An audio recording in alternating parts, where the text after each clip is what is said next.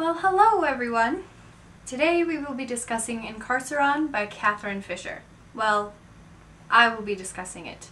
You will be listening. I've seen this book in my recommended books section on Amazon for months. The title was intriguing, the cover art is amazing, and it was getting some awesome ratings. So, I decided to check it out. I read this book rather quickly, and with my slow reading abilities, you think I must have really loved it. To tell the truth, I can't tell you how I feel about this book. I found it thoroughly interesting, and it had a mysterious setting that made me want to read more so I could find out what was happening exactly. Catherine Fisher has a great writing style. It flows and it's easy to read. The characters are well-rounded and thought out. However, for some reason this book kept me at a distance. While I enjoyed the characters, I just couldn't connect with them or their motives. I wished them well on their journeys and worried about some of the dangers they faced, but I wouldn't have been totally upset if anyone had died. Except maybe Jared, because I loved that guy.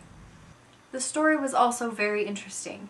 It was original and strange and thought-provoking, but again, even though I kept turning pages as if I couldn't get enough, for some reason I felt slightly detached from the story. I can't explain what it was about this story that, like the prison, held me in its clutches, but pushed me away at the same time.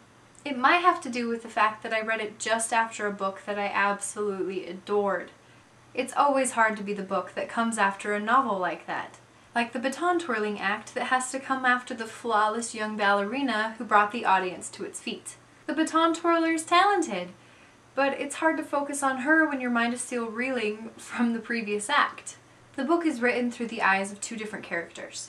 Finn, who lives inside the gigantic prison in Incarceron and is trying to escape, and Claudia, who lives outside the prison and who happens to be the daughter of the warden. Through a series of events, they both happen upon a crystal key that allows them to talk to one another.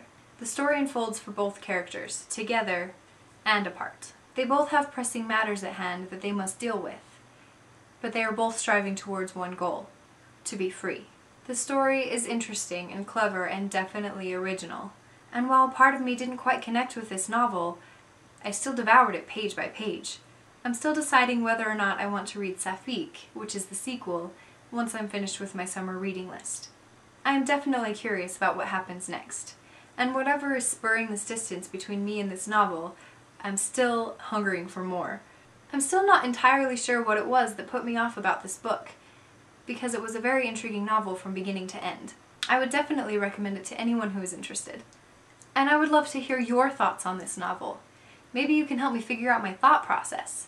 Or maybe you can help me realize just how much I really loved it. If you are interested in buying Incarceron or Safik, there are links below this video.